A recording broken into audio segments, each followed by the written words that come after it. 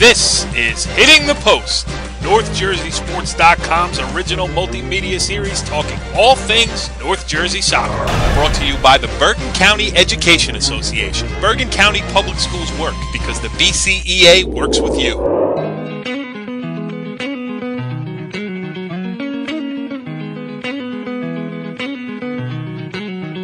Back on Hitting the Post, NorthJerseySports.com's original multimedia series. I am Corey Doviak. This is season 1, episode 6, I believe, but I'll go back and check it. Well, that is our co-host, John Lombardo, the athletic director at Cliffside Park High School. Johnny, what's going on besides knowing that this is season 1, episode 7? Absolutely nothing. Well, it's great to have you aboard. And we are also joined by our NorthJerseySports.com soccer insider, Richie Ballgame Barton. What's going on, Richie B? Not much. Just, talking some soccer, enjoying Halloween, ready to get out there, get my, get some costumes on and, make a night of it. Johnny, see how he does that? He talks. Oh, he said something. Okay. Now, we got a good show for you tonight. We're going to preview both the Bergen County boys soccer final and girls soccer final. We'll have Cliffside Park head coach Jimmy Fucci on to talk about the boys side, and Brandon Silva, the IHA head coach, first-year head coach, doing a great job over there with the Blue Eagles. He will join us as well to talk about the girls side. Johnny, any nervousness about having Jimmy Fucci on the show tonight? Yeah, I'm very nervous about it. You think you'll say anything that maybe would rub him the wrong way, or how are you gonna handle this interview? Have you made a game? I'm probably gonna be very mute. Yeah. Well, we'll see how it goes when we get to that point. So we'll talk about that. We're also going to preview the boys and girls state tournament seeds, which came out earlier this week. Richie Ballgame has been diligently taking notes, breaking down matchups, and everything else. And Richie B, are you excited for that segment of the show? Yeah, that's why I broke it down. I broke it down because I'm excited to talk about it. You know, I did see Michael Shale, the former Wayne Hills girls soccer coach, when I covered the Passaic County finals last weekend, and we were catching up on things, talking about the website, and he asked if the Sussex County rule was still in effect. Is the Sussex County rule still in effect for you as you make your selections in each bracket? No. Really? Yes. All right. For those who don't know, the Sussex County rule, when we used to break down each segment game by game back before we had the audio capabilities to do such a thing, we used to eliminate every team outside the NorthJerseySports.com area. They were ineligible to be predicted as champions of any section. So new changes on the show, always coming. Check out our YouTube page, youtube.com/NorthJerseySports. Check us out on Facebook, facebook.com/NorthJerseySports, and give us a follow on Twitter at NJSCom. With all that said, we're going to talk a little Bergen County boys soccer tournament final, and we'll bring in our guest of the evening. He is Jim Fucci, the head coach of the Cliffside Park Raiders, playing for their first county championship, looking for the first one in the history of the program on Friday night at Indian Hills High School. Jimmy, thanks for joining us here on Hitting the Post. Happy Halloween. Yeah, same to you, pal. Hey, any misgivings, trepidation about being on here with your boss, Johnny Lombardo? Not at all. All right, good. Johnny, you want to ask him the first question, or how do you want to handle it? I'll wait. I'll let the show take its course, as always. Yeah, all right. Well, Jimmy, obviously you guys have everything in front of you here. Friday night, Don Bosco Prep. You guys are the undefeated number 1 seed. Played a great game, I thought, against Bergenfield last weekend. Just talk about you're 22 hours out now from the start of the game as we tape this. Just talk about what you're feeling here.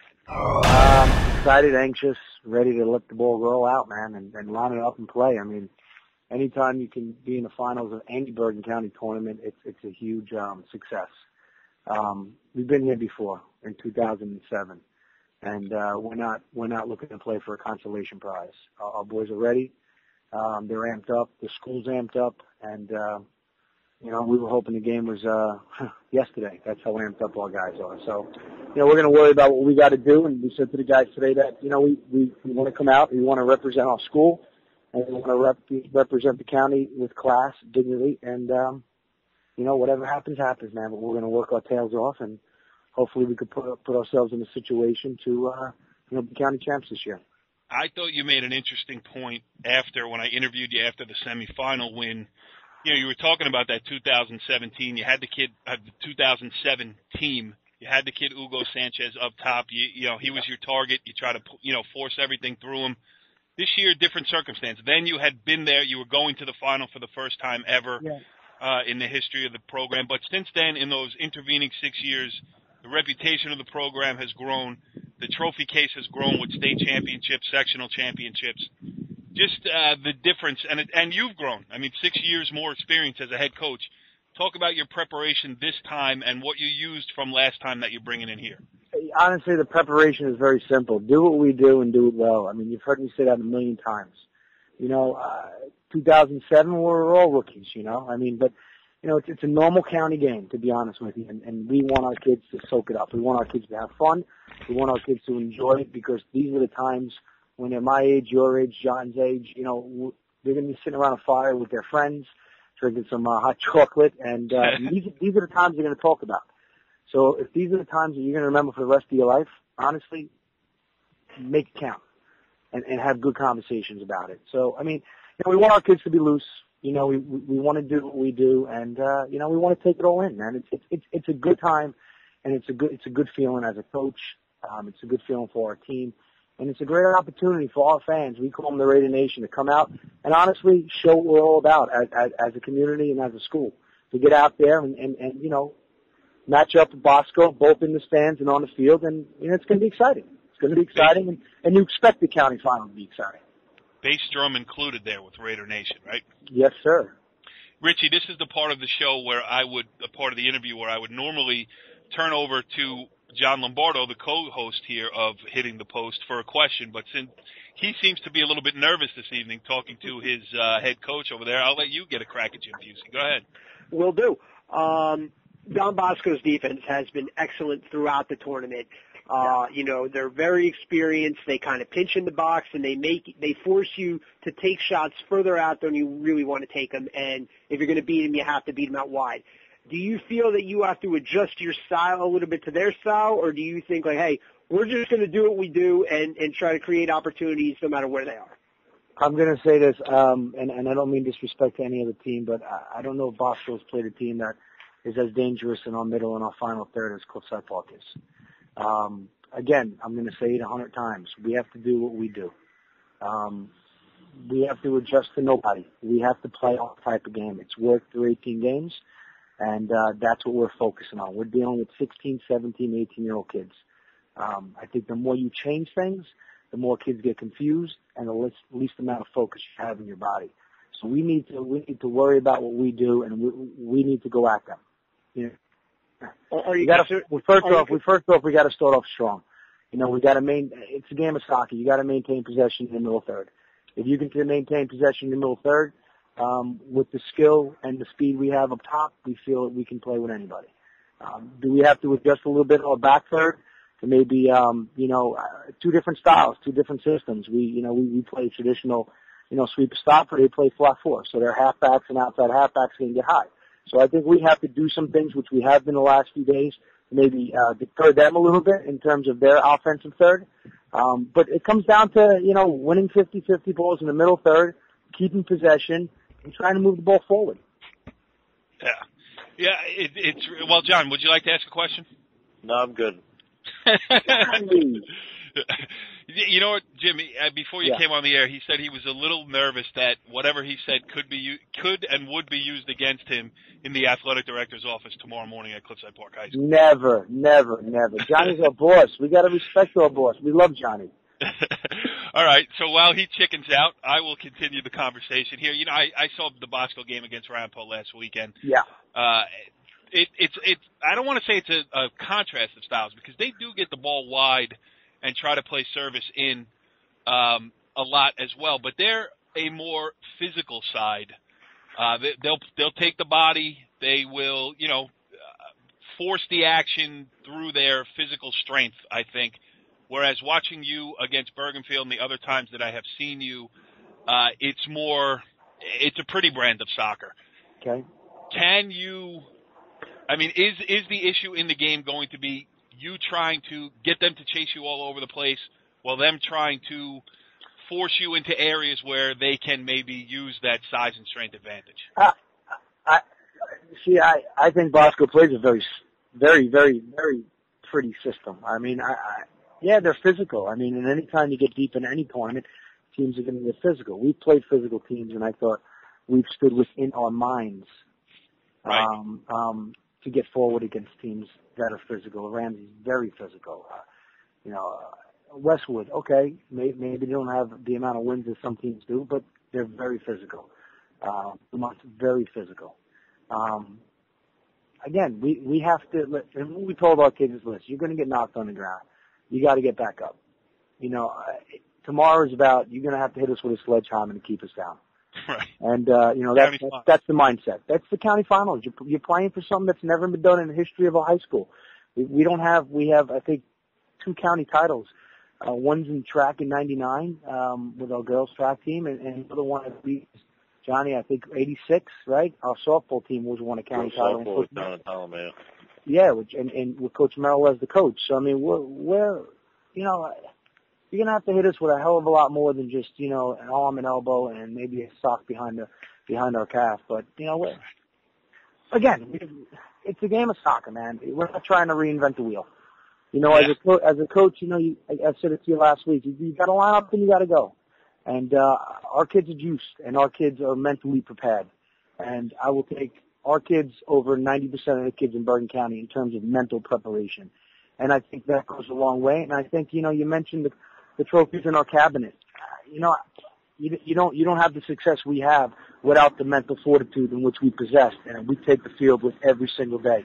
And our kids are very anxious, and our kids are very hungry to take that field tomorrow and to represent Cliffside not only in a technical fashion, but in a very spiritual and a very tough-minded fashion tomorrow.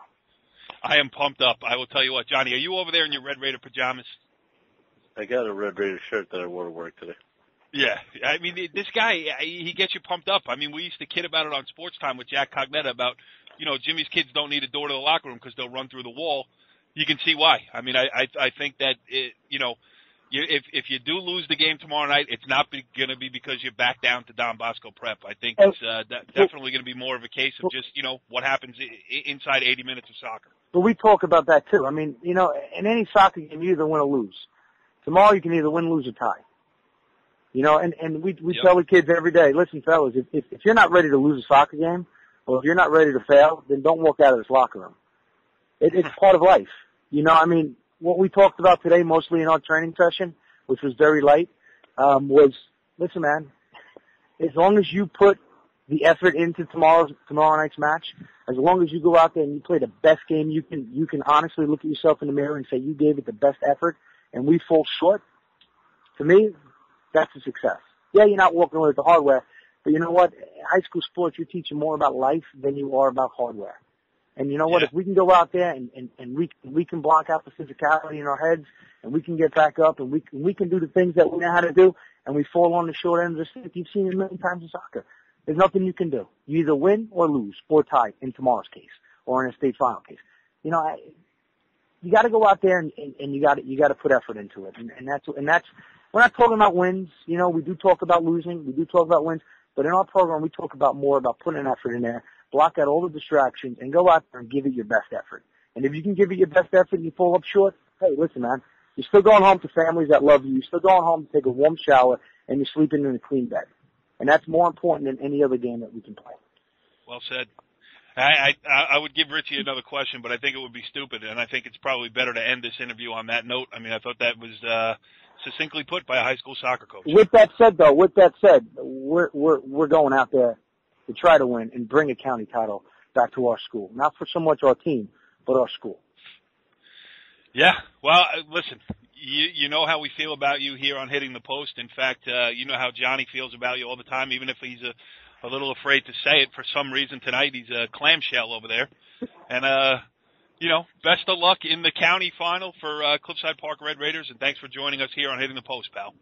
Johnny, good night, Johnny. Tim, I'll see you in the morning, buddy. Johnny, you awake? Yeah, I think he's sleeping. Yeah, I'm awake. I'm just waiting to get this over with so we can move on. All right, well, from the boys' side of things in Bergen County to the final of the Bergen County girls soccer tournament coming up on Saturday afternoon, also at Indian Hills High School.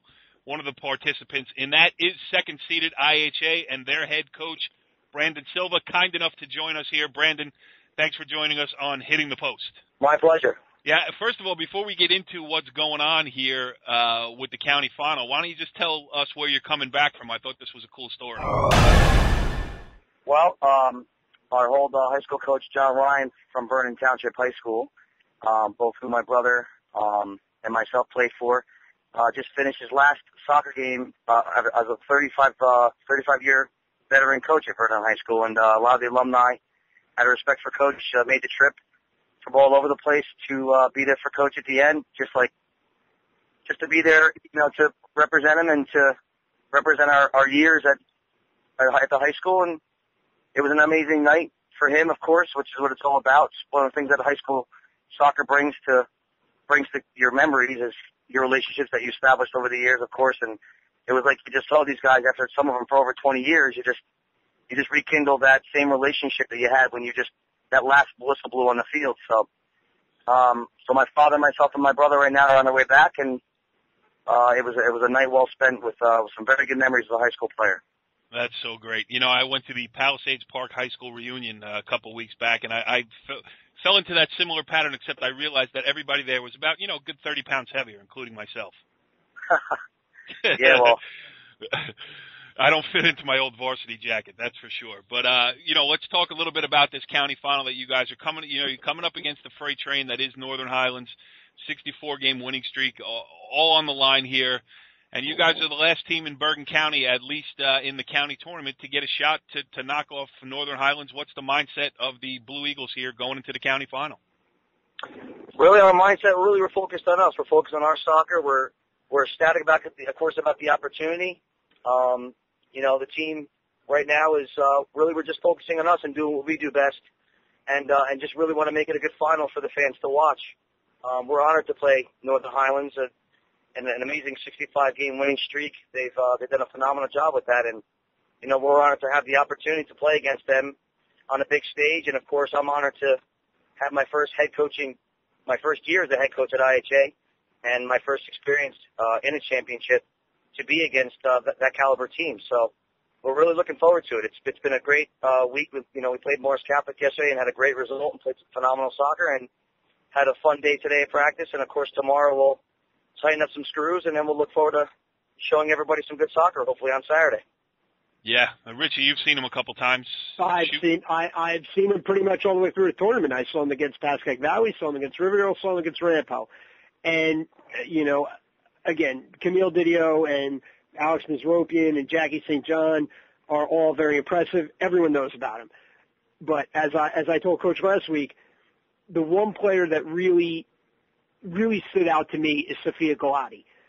And she's someone that, when she gets going, she could really control the middle of the field, and she's just like a quarterback, plays the ball wide and really starts your attack. Brandon, talk about her and really her development this year. Well, we're obviously lucky to have her a part of our program. She's only a sophomore, and the kid is really just an engine. She's just a remarkable player. I mean, she sees things before it happens, and she plays like a senior. I mean, she really leads us. She leads the team by example. But she's doing what she's supposed to be doing in that part of the field, and our expectations for her are high, and they'll continue to get higher. It's only going to make her better, especially for the collegiate level. And like I said, she's doing what she's supposed to be doing, and she's been a big part of our offense. And to be quite honest, she gives us really a lot on both sides of the ball. If you guys were at the games, you'd see that, getting numbers behind the ball, she'd be the first one if she made a mistake to, of course, put pressure right away. So we're lucky to have her in the center midfield. But she can't do it on her own. Her supporting cast has been really impressive, at least for as their coach. Talk about the back third. Lizzie Miller, Alexis Chanales, Shannon Burns. Don't get a lot of publicity, and they're very solid players. But against a team like Highlands, they're going to be tested for 80 minutes. Do you think scheduling a Morris Catholic type kind of gets you a little better prepared for what you're going to see coming up? That's exactly what we did. That was the mindset. We wanted to make sure that we had some good competition to keep us focused. And really, they're the unsung heroes. The backs really never get the recognition that they need. And for us collectively only giving up 2 goals the entire season, one against St. Anthony's and, of course, one against Ridgewood, which I don't really want to talk about. But, but I think that was a game we took a step backwards to go forwards, because ever since then they've been as sharp as ever, because it was a snake bite. And really, they're collectively, the 3 of them. Ironically enough, you have a sophomore, a junior, and a senior straight across the back, and then of course Taylor, a 6'1", 6'2" monster behind them, is just that can play with both feet. We're really calling her our goal player. We're not even calling her our goalkeeper, because how phenomenal she is with both feet. And in our style, it's always a nice relief to be able to play back there with her. And Lexi with her phenomenal speed, and Lizzie, really the coach in the center of the defense, and sees the entire field. And of course Shannon, phenomenal 1v1 defender, just strong on the ball. It really just been a nice thing for us to have in our back third. Johnny, I hesitate to ask, but do you have a question for the coach? Yeah, I think I might have something. Hit us. Coach, what do you, like you said, you do what you do best. What can you do to stop Northern Highlands, a team that's pretty much been unstoppable for the last 3 years? What keys do you think to frustrate them a little bit? Well, I think, to be quite honest, well, we've been preaching the whole week, the whole week after Morris Catholic, of course, because all we keep talking about is one game at a time. We didn't want to speak about Highlands after Ramapo too much, because we want to focus on every game. But speaking from today, of course, our game plan and of course Friday is really just to work as hard as we possibly can to meet their intensity. They've always been a very hard-working group. They're very disciplined, and our style of soccer, we want people to be a fan of our soccer. We're not very a direct team, and it's going to be difficult to play that way because of the amount of pressure that Highlands and even Ramapo and some of our better teams in our northern and even southern Jersey have put on us. And until we can get that crowd and all that hype and all that, I guess that pregame excitement out of our boots, it's going to be a little difficult to calm the game down. We just got to meet their intensity. That's what we have to make sure we do, because no team wins 65 games in a row by sitting back on their heels. Let's face it. So you got to give them that part of it. But fortunately for us, we only got to see them once last year, and there's a lot more pressure on me this year, of course, being the head coach, and I'm taking a lot of pride on our game planning and getting our team prepared. And so I really feel good about this group. Yeah, as well you should. I mean, it's kind of been since the beginning of the season. Northern Highlands 1, IHA 2. Let's see what happens in the county final. I think everybody around the county is certainly looking forward to it. But when you think about it from your perspective as the head coach, and you mentioned it earlier, this is your first season fully in charge at IHA. I mean, I know you worked closely with Coach Silver last year. But, when you think back to when you took over the Demarest job, I mean, that people would say would be a crazy job to take in certain circumstances. Oh, you can't win there. You did a great job in turning that program around. I mean, unbelievable job. Then you move up here. You move up now. You're taking the obvious steps. How about just thinking about the fact, from where you started when you took over that first day at Demarest with however many girls were sitting in front of you in the circle, to now being in a county final? I mean, have you been able to at least think of some of the personal satisfaction? I know this might not be the perfect time to do it, but we got you on the phone now. Well, I'm humbled. I mean, like I said, I'm humbled, and it's been always something that that's how I was raised. If you work hard and you do the right things, and you're passionate about something, and you have a slice of humble pie, things will work out for you. And for me, to be honest, I keep in my relationships and never burning my bridges with the coaches around the county, who are phenomenal people. Coaching at Demarest, that made me a better coach, because I had to really get my hands dirty, get better at my trade, and really work hard at becoming a better coach. And then when the opportunity came for taking over this program, of course, by Steve, of course, I would never have the opportunity without him. I mean, it's been an amazing experience. But these kids, I mean, I can't say enough about them. These kids are, with all due respect, they're soccer players. They're not kids that want to play soccer. Right. And there's a big difference between the two. Not to mention that they're also humbled, and they want to work hard, and they've been very, very coachable. And, coach is a style, and I have my own different style, and I'm not saying one's better than the other, but the kids have really adjusted to it well because of the opportunity I was able to be with them last year. There's not really that much of a difference. It's just now, obviously, I'm in control of everything. So I really got my hands dirty, and it's been awesome. I mean, look, we are. This is one of the goals that we set forth from the beginning, and it's been awesome. I have nothing else to say. I mean, it's an amazing opportunity for me as far as my professional coaching or my career in coaching. this is the next step outside of stepping into a college position. This is the highest level of high school soccer you're going to get. Well, some people would say it is a college position. Anyway, Richie B., what do you got for the coach? One last point is that, shooting on target, has been, in the times I've seen you, has been spotty. PV, you shot on target all day, and the keeper just, PV keeper played out of her mind. And then against Riverdale, your shots were, you finished a couple early, and then your shots were all over the place. I mean, is that something you've really focused? Hey, we're not going to get as many opportunities as we've gotten in the past. We have to really focus, get our head over the ball, and put those shots on target, crash the net, and try to make something happen. Absolutely. I mean, I couldn't have said it better than what you said. I mean, we were working on finishing. I mean, finishing really, scoring and shooting and finishing are two different things. Shooting means you're actually shooting. Scoring and finishing means you're actually putting it in the goal. So now we've changed our verbiage and changed our mentality and calling everything that we do in our training sessions finishing.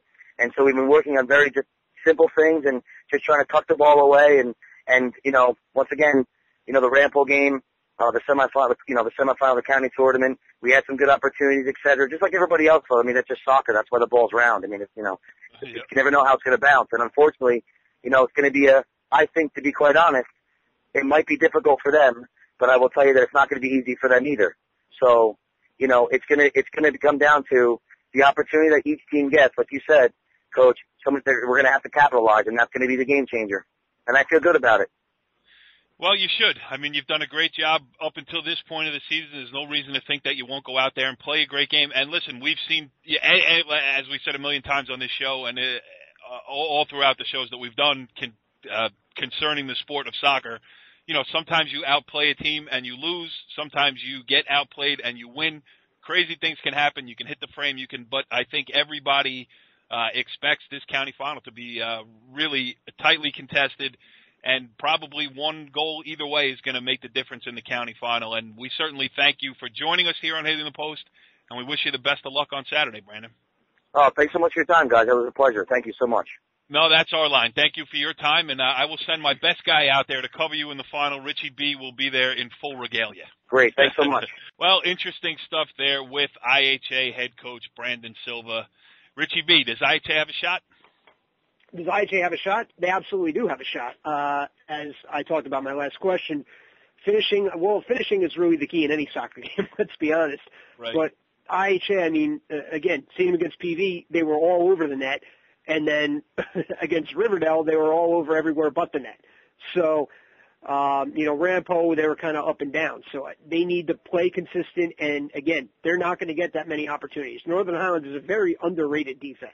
Yes. Because you think about Kerner and Hannah Kerner and Claire Shea, and they have a million different players that could score, but their defense is, I mean, they've only allowed 2 goals all year as well. So IHA is going to have limited opportunities, and they're going to have to cash in when they get them. Yeah, Highlands, it's crazy. They've trailed for a combined 2 minutes the entire season. Rampo put one away early on, and they answered right back, and they haven't been behind in any other game this year. I mean, it's absolutely nuts. Not only have they not been upset, they haven't really been that close to being upset. I certainly think if anybody's got a shot to do it, it's going to be IHA, and Brandon seems to have them prepared there.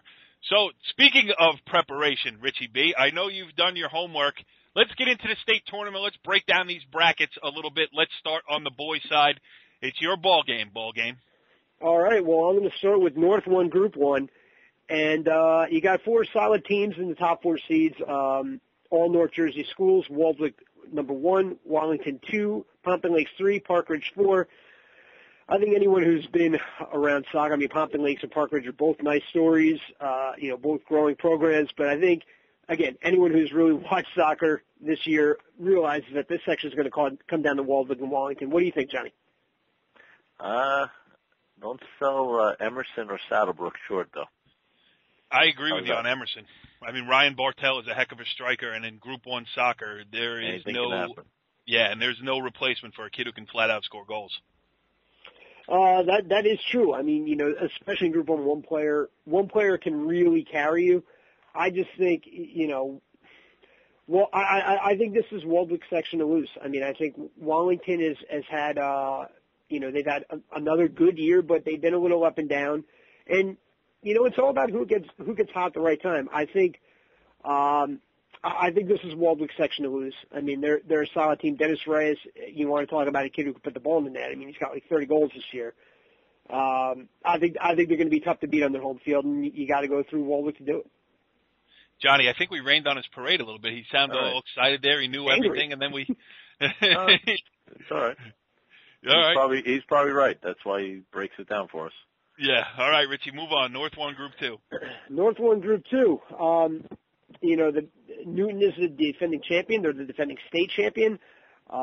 They have one of the top players in the state in Ryan Cronin, a kid who, lit up the state tournament last year. He's got 25 goals, 11 assists this year. They're undefeated. They're the team to beat, and I think it's not even close, hence the Sussex County rule being broken.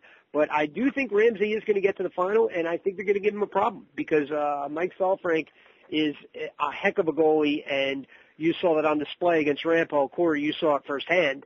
Absolutely. And he is one of the best. He's one of the top goalies in North Jersey, no question about it. There are a bunch of them, so you can't really, right. It's tough to differentiate one from another.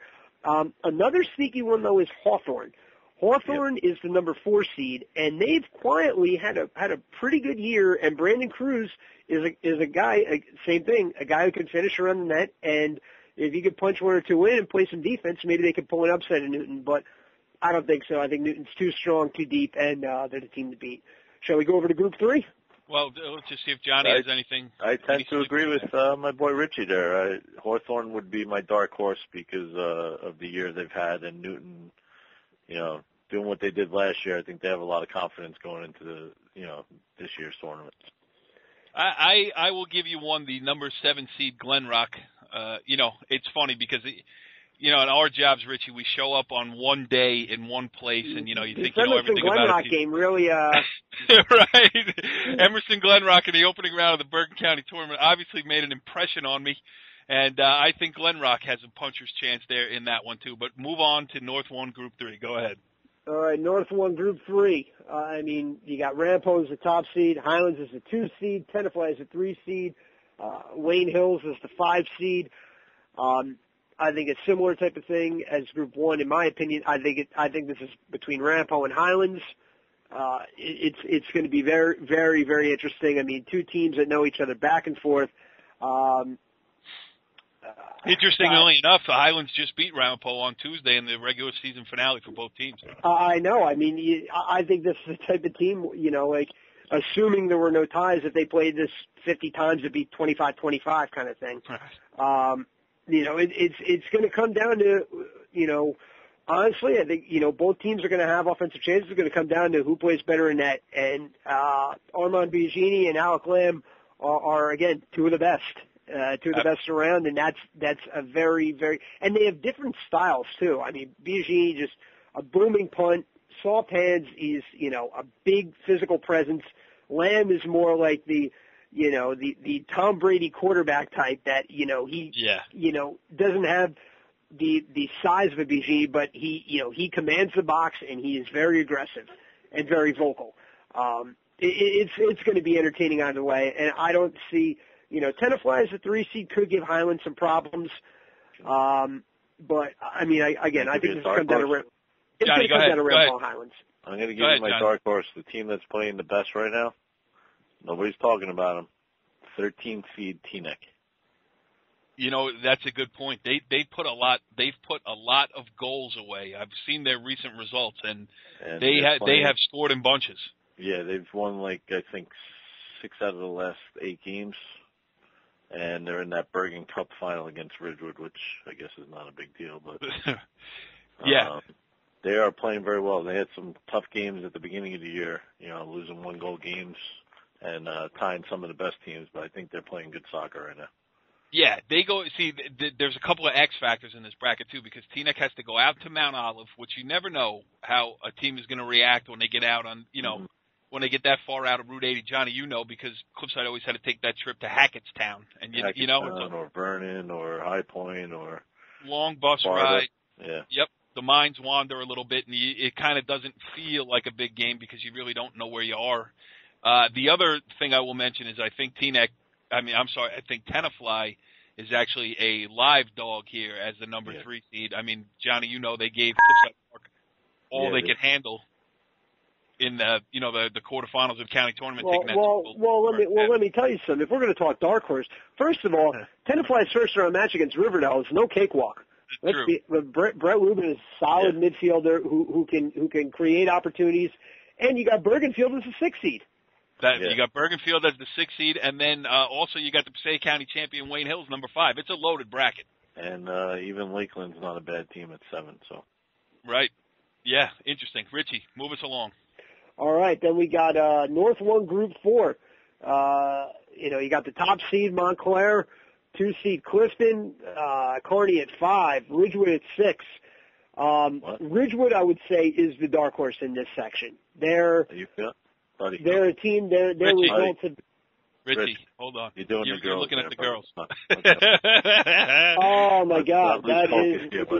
You got Kearney as the number 1. I did. I'm sorry. All right. Well, should we move on? I know who you're going to pick in this one, so let's just move on. Ridgewood still is my dark horse. Right. We got no 4. I think it's going to be Memorial because you've been high on them the last 7 weeks, I think. Incorrect. We got top seed Kearney, 2 seed Memorial, 4 Bergen Tech, 12 North Bergen, 9 Clifton, 13 Ridgewood, 6 Passaic Tech, I think is a dark horse. Passaic Tech, like Ridgewood, Passaic Tech and Ridgewood both. I mean, Ridgewood obviously more of a dark horse as a 13th seed, getting Bergen Tech in a tough first round game. But both teams, the results have been, all over the place, and you can't really get a read on them. But if you catch them on a good day, they're going to be both teams are going to be very, very hard to beat. I still think, though, Kearney is, they've lost to Harrison. They didn't win the county. Memorial beat them twice. I think they're going to be a team on the mission, and they're going to be, it's going to be hard to beat them on their home field. Johnny, anything to add to North 1 Group 4? No. You don't even we'll wait later to break down the rest of the girls' bracket that Richie introduced? Yeah. Listen. All right. Moving on. Non-public North A obviously is, I'll just, speaking on that, I mean, Bergen Catholic and Don Bosco Prep get each other. After first round buys, they get each other in the quarterfinals there, which I'm sure neither is happy about. They see each other all the time. St. Peter's Prep is the number 6 against Del Barton. You got Seton Hall Prep as the number 1 seed playing the winner of 9 Paramus Catholic against 8 Union Catholic. Richie B., what do you see in non-public A? Well, you also got the 2 seed DePaul. Right. I mean, lost in the semifinals of the Passaic County tournament in an upset to Wayne Hills, but they've been playing great all year. Yeah, no, but again, Luis Mendoza, one of the better players in North Jersey, guy I've talked about before on the show. I think Seton Hall Prep is so strong, so is Del Barton. I think they're the 2 favorites, and despite 4 very good North Jersey teams being in there, I think it's going to be Seton Hall Prep and Del Barton in the final. And how do I not pick a school with Barton in the title? Del Barton wins it. Absolutely. I'm going to go with your team, Rich, St. Peter's Prep. Really? How about that? From Hudson County. Hey, dark horse.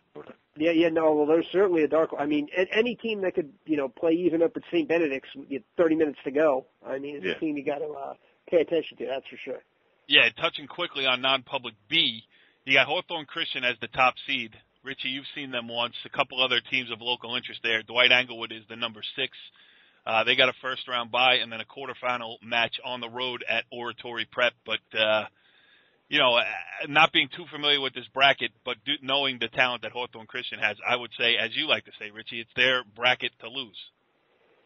It is their bracket. I mean, I don't have their bracket actually right in front of me, but Montclair Kimberly Academy would be a team I would watch out for. They play a very tough schedule. Just beat Seton Hall Prep 2-0.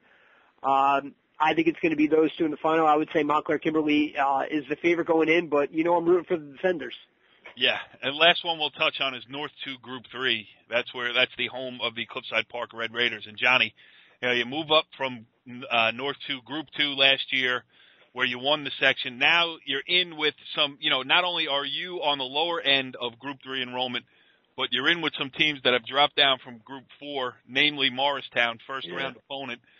This is going to be a different type of experience. And the X factor is here, what happens in the county final. I think win or lose, you're gearing up so much for that final on Friday night. And then to flip the switch and go play in the state tournament. It's not going to be easy for you. Yeah, it's not going to be the first round game is not an easy one off the top. Against Morristown. Morristown just defeated Kearney in a tune-up game, and Kearney's the number 1 seed in Group 4, so that's not going to be an easy one. And if we do win that one, we got the defending Group 3 North 2 champ Mendham or West Morris in the second round, so it's not going to be an easy road. Yeah, but speaking generally here, I saw Mendham last year. They made that brilliant run. You called them the defending sectional champions and not taking anything away from them. But that was a crazy run out of nowhere. I think they were the 16th seed and made it all the way to the final against Ramapo. And, kind of did it. Other teams kind of faltered in front of them, again, to take nothing away from the spectacular run to a championship. I think the section final is being played in the opening round with Cliffside Park in it. Kind of similar last year with what happened with Bernard's. Yeah. You played them early, you beat them, went on to win the section. Yeah, so, there's some good teams in here. You got South Plainfield with only 1 loss. You got Governor Livingston with 2 losses. Newark Eastside has 1 or 2 losses. And you got Chatham, who's always been tough when we played them in Group 2. So, not an easy road in Group 3. Richie, we got 8 minutes left. Start the girls. All right. Girls, we have, let's go back to North 1 Group 1. We have New Milford, the 1 seed, Hasbrook Heights, the 2. We got teams all over the place. So we got Park Ridge 3, Waldwick 4, Emerson 5. We can go on and on. I think, a lot of people think it's, this is a wide open bracket. And the more I think about it, the more I agree with that. New Milford and Hasbrook Heights are the prohibitive favorites to get there, but I think New Milford, if Pompton Lakes beats Cedar Grove in the first round, New Milford, Pompton Lakes in a quarterfinal is going to be – Pompton Lakes is a very tricky matchup because they have a midfielder, Jen Pizzuti, who is, seems like more of a track girl than a soccer player. She can play – obviously she can play. She's a center midfielder and can create, but she's just a long striding athlete who could be a matchup nightmare. And she, they kind of put her all over the field, and that's going to be tricky for them. But I do think this is going to come down to New Milford and Hasbrook Heights. And, I've been flip-flopping back and forth on this. If I had to pick, though, I'm going to say Heights in overtime. 3-2. How about that? Prediction of a score, overtime, the whole bit. That would make my man Charlie McCarthy very happy down there. I know you love some Charlie McCarthy. But let's switch over to North 1 Group 2. Hit us. This isn't, there are really a bunch of loaded brackets here. We got 1 Pascack Hills, 2 Newton, 3 Ramsey, 4 Kinnelon, 5 Glenrock, 7 Hawthorne, 8 Lodi. There are a bunch of interesting possible second round matchups. But Pascack Hills and Lodi is not going to lay down against Pascack Hills, and they've had some interesting results this year too. I think Pascack Hills will win that game, but Glenrock Kinnelon, that could be a section final on any year. Yep. Ramsey's had a solid year. Hawthorne has been sneakily gotten better as the year has gone on. Mallory Nordelus, 6-foot goaltender, good athlete. Newton has Alyssa Cronin, the brother of Brian Cronin, who I talked about earlier. She's the all-time leading scorer there. But there's something about Pascack Hills. I just think it's their year. Brianna Mosco is. Yeah, I agree with you. I've seen Pascack Hills twice, and all things being even, Pascack Hills has a great chance.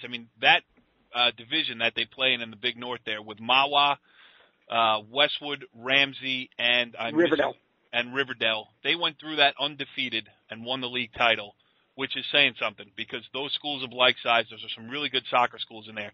The only problem I see with Pascack Hills is injuries. They are banged up, and they're showing the effects of a long, grueling season against grueling league competition. That's the only thing that I could see tripping up Pascack Hills. Not that I think Beckton is I don't think they have to worry about moving on through into the semifinals. But once they get there, there's Glenrock, like you said, Kinnelon, Ramsey, any of those teams could be waiting for them on the other end. And Johnny, so important to be healthy at this time of the year. Yes, I don't think anybody's healthy at this time of year. Everyone's got some issues. I think Ramsey, just their experience too. I think being there before, might help them get through this bracket. Yeah, and what a great job too for Ramsey this year. You lose a player like Lexi Knief, who was first team 2 years ago. Well, last year they did a good job too then. All right. North 1, Group 3. I will say this, Northern Highlands in it, everybody else playing for second place. Richie, you agree? I do agree. And the funny thing is that Northern Highlands is actually the 2 seed, and the state county champion Wayne Hills is a 1 seed. But I think Wayne Hills could get to the final, and they could just as easily get knocked off in the quarterfinals by Pascack Valley. Kimberly Payne, she's the best goalie I've seen this year. Hold on. I am gonna stop you right there because this is something I wanted to mention at the beginning of the show. You know, we had Stan Lembrick on a couple weeks ago. We've talked about her. We don't really know how to spell her name. I'd say her name. We can spell it. We can't say it. But Rachel Egyed, this has to be mentioned. You just mentioned Wayne Hills. In the county final against Clifton, Rachel Egyed played the best game I have ever seen played by a goalie, boy or girl. I mean, Wayne Hills, and Johnny, I know Stan's your brother-in-law, but Wayne Hills outplayed them. They had probably, in quality scoring chances, it was maybe 10 or 11 to 1. And the way Egyed, and I know some of that is by design because Stan knows what he has back there.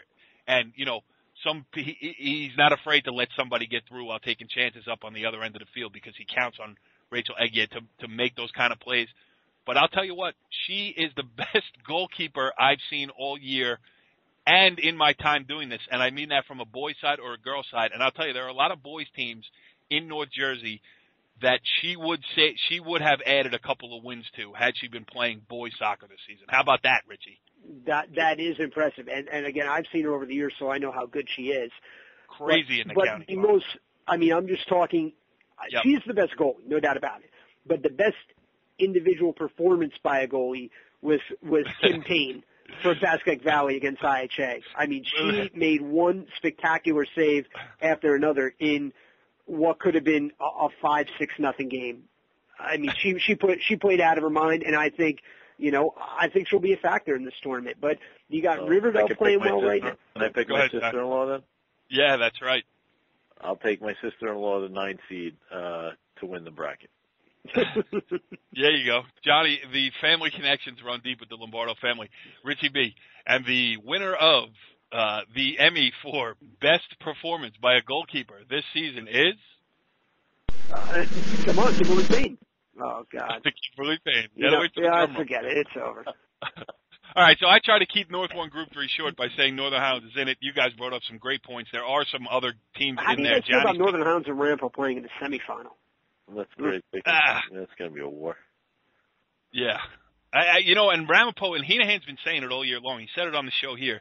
He feels, they're coming along. They have gotten better as the season has gone along, and they started out pretty good. I mean, let's be honest, of their losses, 2 of them to Northern Highlands and 2 of them to IHA, none to anybody else. So they are, maybe a cut below, but not that far below those 2 teams. And that could be very interesting. So this bracket went from one that was sewed up and given to 2-time defending Group 3 state champion Northern Highlands to really, by the end of this conversation, we feel like there's one that many teams have a shot to win. Richie, there's a chance.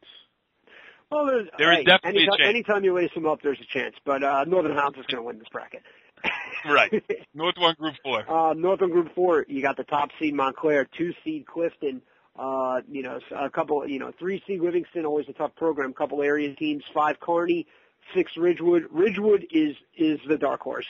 They're a team that, they've beaten IHA. They play a certain style. They, against top teams, they like to hang back, put 9-10 behind the ball, and then try to counter on the outside. And, hey, whatever works. I mean, if you get a result at the end of the day, who cares? But, right. Especially at this late point of the show. Yes. I think it's going to be Montclair and Clifton in the final, and I think Montclair's going to win 2-3-0. I mean, Montclair's an excellent team, and they're going to be tough to stop. Let's move. Johnny, anything? Go ahead. Johnny, anything to add? North 1 Group 4. I'll take Clifton. All right. So let's see here. North 1 Group 3, you're taking your sister-in-law. North 1 Group 4, you're taking your brother-in-law. What's your brother doing now? Well, my other brother is not in the state tournament. My brother-in-law is not in the state tournament, so we can't pick him. All right, go ahead, Richie B. All right, let's move over to non-public North A. We've got IHA at 1, Pope John 2, Paramus Catholic 3, DePaul 4, Kent Place 5, Holy Angel 6. This is I think IHA's toughest match is going to come in the semifinal. Well, I don't know. Paramus Catholic. I mean, they beat Pasco Hills. Paramus Catholic could be a tough out too. I think DePaul will give them a tougher game though. But IHA, I think, is, to be honest, I think they're going to rip through this section. DePaul is dangerous, though. I mean, they have a girl, Melissa Kelly, who can really finish, and she could also, physical player who can create problems in the midfield too. But IHA is just too talented, too deep for any team in this section. Move on. Non-public North B. We got number 1, Zilla Walsh, area teams in it. We got 3 Eastern Christian, 5 Dwight Englewood, 6 Queen of Peace, 11 St. Mary's. Queen of Peace is a dark horse here. Marissa Dundas. She is one of the better players in North Jersey who you've probably never seen or never heard of. I have, and she's good. But so the semifinal between Villa Walsh and MKA, I think that's basically going to be the section final here, and the winner of that's going to move on. All right. Well, anything you want to do in North 2 group on the North 2 side, or can we call it a wrap? The only one, I mean, we got Lyndhurst the top seed in North 2 group 2. They're having a solid. Johnny, I heard you. Johnny, I heard you try to get a word in edgewise there. Yeah, I just wanted to go back because the team that he's been high on all season, he forgot to mention in North 2 group 2, in the boys side, Harrison is the number 1 seed. Oh, I know. Well, it's not even going to be close. They're going to rip through the section. So they're never going to be good. we'll skip that one too then. All right, go ahead. Yeah. Yeah, now Lyndhurst, on the other hand, Lyndhurst is going to be tested. I mean, you got, who do you got? Caldwell, you got Hanover Park, Bernards. I mean, they've got Madison. They've got a couple hurdles to get through. But, I mean, this is a senior-laden team, and, this is the year for them. They've been building up to this point. They've had a couple of heartbreaking state losses in a row. So hopefully they can get over the top and win one here. Speaking of building up to this point, we've built up to the hour mark here on Season 1, Episode 7 of Hitting the Post. I think we broke it all down there. We talked about county tournaments. We talked about state tournaments, boys tournaments, girls tournaments, you name it. The only thing left, Richie B, is what's left? Nothing. Sweet. I think we were going to give your lace them up and play speech. But, no, Johnny, I was going to say hot chocolate for everybody. But yeah, you're not kidding. As it's supposed to turn colder here as the week moves on. But Johnny, I just want to specifically compliment you for all of your help in that Jim Fucci interview. What interview? We had an interview with Jimmy. Did you guys not have me on the air for that? Next week, we will continue our breakdown of the state tournament. One round will have already been played. Catch us next Wednesday night for Hitting the Post. And, Richie, give him the lace him up and play. Hey, lace him up, put the shin guards on. Let's get going. Follow the leader.